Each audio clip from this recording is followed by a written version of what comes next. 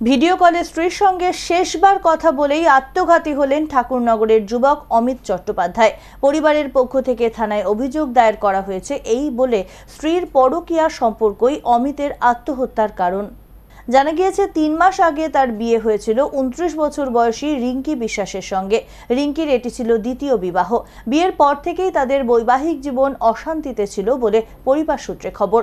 পরিবারের লোকেরা জানিয়েছেন, রিঙ্কির ফোনে বিভিন্ন সময়ে অপরিচিত পুরুষের SMS-ও আসত, জানিয়ে স্বামী স্ত্রীর মধ্যে প্রায়ই বিবাদ চলত।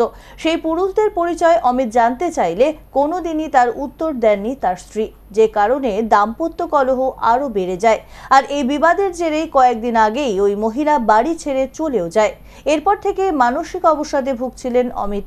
রবিবার সেই অবসাদ চূড়ান্ত পর্যায়ে পৌঁছলে ভিডিও কলে 5 মিনিট স্ত্রীর সঙ্গে কথা বলে এবং একটি ভিডিও রেকর্ড করে স্ত্রীকে পাঠিয়ে আত্মহত্যার চরম সিদ্ধান্ত নেন তিনি।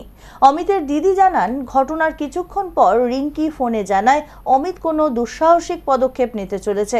সঙ্গে সঙ্গে তিনি ঘরে গিয়ে দেখতে পান ভাই আত্মহত্যা করেছে। কালকে যখন আমার ভাই সুসাইড করে তখন তখন একটা ভিডিও করেছিল। ভিডিও করে সেটা মেয়েটার ফোনে পাঠিয়েছে। মেয়েটাও দেখেছে যে আমার ভাই সুসাইড করবে। তার 5 মিনিট ওরা ফোনে কথাও বলেছে, ভিডিও কলে কথা বলেছে। ইনস্টাগ্রামে ভিডিও কলে কথা বলার পরে যখন আমার ভাই সুসাইড করে ফেলে তখন মেয়েটা আমাকে, তার আরেকটা নাম্বার ছিল, সেটা আমার কাছে আগে ছিল কিন্তু বর্তমানে তখন ছিল না, কারণ আমি ডিলিট করে দিয়েছিলাম, তার কাছে নাম্বারটা ছিল না দেখে। তো আমি বুঝতে না পেরে আমি 2বার রিং করেছি আমাকে। তারপরে আমি ফোনটা রিসিভ করেছি। যখন রিসিভ করেছি তখন আমাকে বলে যে তোমার ভাই আমাকে ইনস্টাগ্রামে এরকম ভিডিও পাঠিয়েছে, তুমি দেখো, হয়তো তোমার ভাই কিছু করে ফেলেছে।